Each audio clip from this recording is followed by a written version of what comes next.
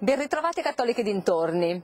Il laboratorio di psicologia propone in collaborazione con l'AIAF un corso di alta formazione per gli avvocati di famiglia. Il corso si propone di promuovere l'apprendimento di conoscenze teorico-culturali, ma anche competenze metodologiche nell'ambito della psicologia giuridica applicata alle problematiche familiari. Sentiamo cosa ci dicono gli organizzatori.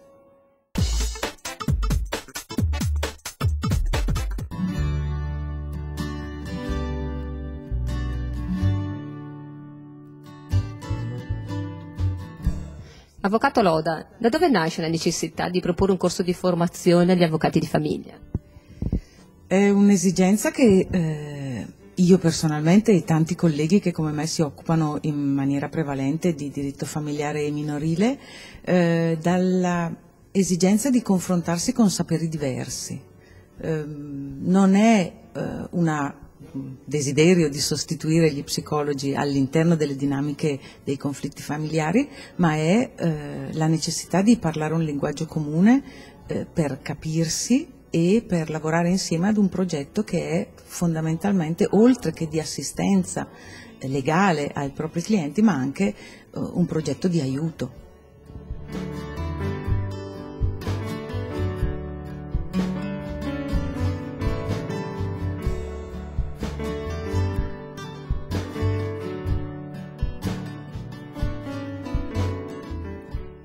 Professor Tamanza, che tipo di corso farete a questi avvocati? Beh, intanto lo faremo insieme agli avvocati, perché la logica è di una formazione partecipata, attiva, e del resto è nato insieme fin dalla progettazione. Sarà un corso che avrà alcune caratteristiche, direi due principali, di grande rilievo nel merito scientifico, di innovazione dal punto di vista del metodo, proprio perché appunto lavoreremo insieme ai legali a partire anche dalla loro esperienza. E poi per noi è una bellissima occasione che conferma un po' le intenzioni e l'impegno che l'Università ha più volte manifestato di corrispondere in qualche modo alle specificità del nostro territorio. Questa collaborazione con l'AIAF, questa associazione molto significativa su questo problema, è un'occasione veramente molto buona che porta peraltro a frutto una collaborazione avviata già da tempo.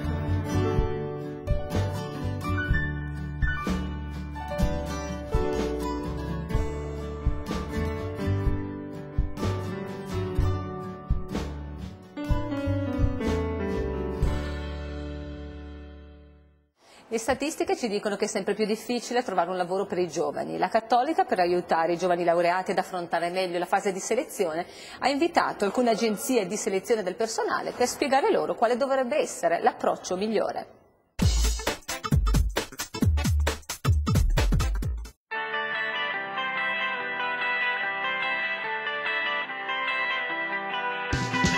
Dottoressa Carini, che consigli si sente di dare a uno studente che sta per approcciarsi al mondo del lavoro e deve avere insomma un colloquio vincente?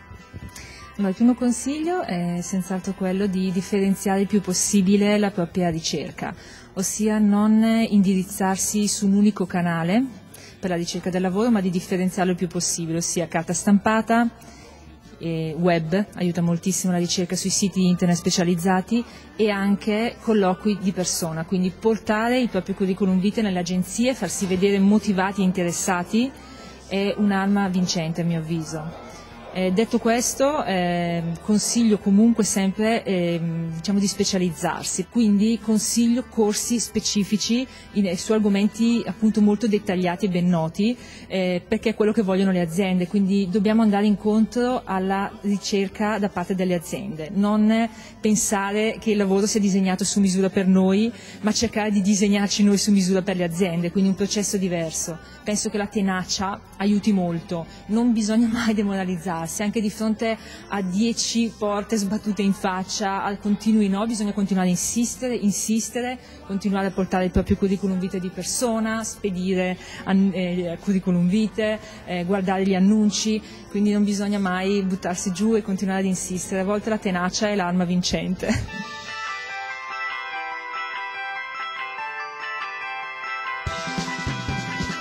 Per avere un curriculum vincente come deve essere? deve essere sintetico, perché la persona che vi sta selezionando molte volte non ha tempo, soprattutto se è rivolto ad un'azienda, quindi non ad agenzie ovviamente che fanno quello di lavoro.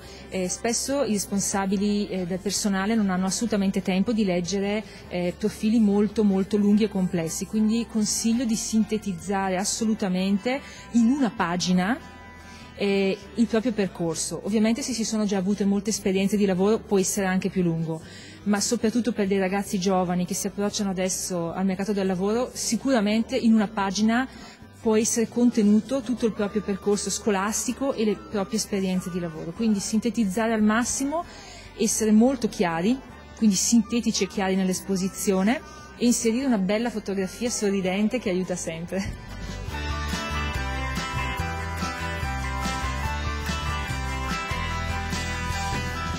Invece un colloquio vincente in che modo può diventarlo?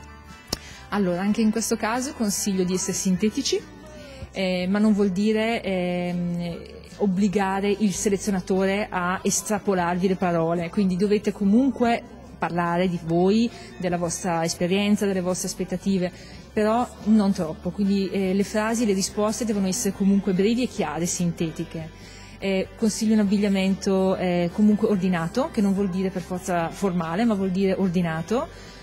Consiglio comunque sempre un approccio molto sorridente e il più possibile colloquiale, friendly come si dice, quindi non persone impostate, soprattutto se si è ragazzi giovani, nessuno sta cercando una persona rigida e impostata, di solito le selezioni non sono mai rivolte dai professionisti quando si cercano appunto profili molto junior, quindi un bel approccio solare, sorridente è quello che aiuta sempre.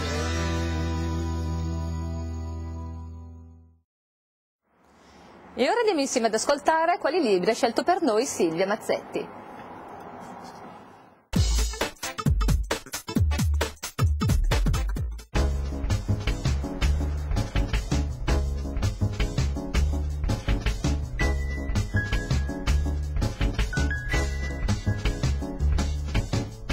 Iniziamo parlando di un bel romanzo che ha per protagonista la giovinezza del corpo, della mente e di un paese. Siamo nella prima metà del XIX secolo, quando l'Italia non è ancora una nazione, e 4 ragazzi hanno un grande desiderio, quello di cambiare il mondo, quello di migliorare il loro paese.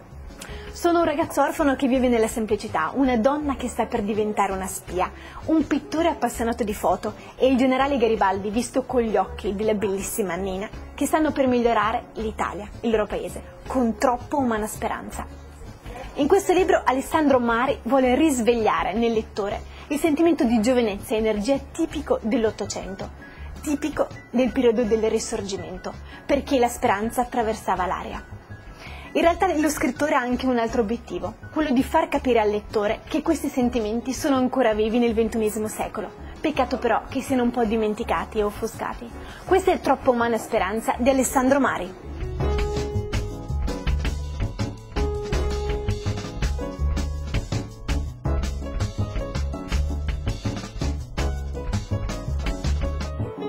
Favoloso questo libro di Fred Vander, autore scomparso nel 2006 dopo una vita difficile a causa delle sue origini ebraiche e delle persecuzioni naziste che lo porteranno a vivere nei campi di concentramento. Un'esperienza orribile che traspare in queste pagine. Il titolo del libro è Hotel Balbec ed è ambientato a Marsiglia nel 1942. La città, bellissima e meravigliosa, è contaminata dalla violenza e l'orrore della Seconda Guerra Mondiale. Al tempo stesso la città però è la speranza di molti ebrei di poter fuggire oltreoceano. Ed è proprio Hotel Balbec la sede di questi ebrei, di questi fuggitivi, dove tutti si ritrovano. Tra di loro c'è un giovane, timido e innamoratissimo della vita, così come anche di 2 ragazze contemporaneamente, Katia e Lili. Sarà proprio lui, decenni dopo, a rispolverare i ricordi e far vivere al lettore l'orrore della Seconda Guerra Mondiale. Questo è Hotel Balbec di Fred Vander.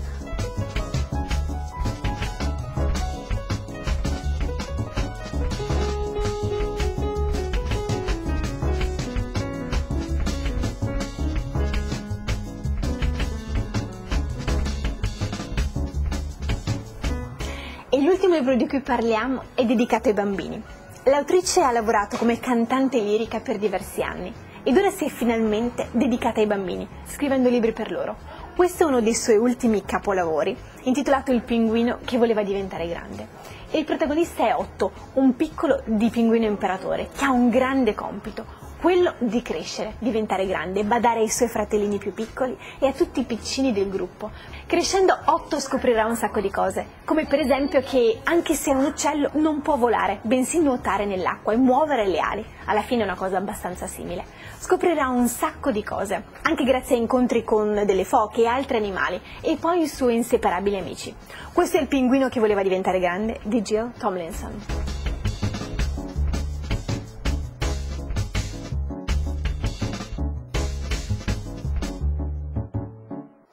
Anche per oggi è tutto, non ci fermiamo qui, vi diamo appuntamento la prossima settimana, come sempre il venerdì alle 20:45 su Teletutto, e per chi volesse rivedere i nostri servizi sono disponibili su YouCat. Grazie per essere stati con noi.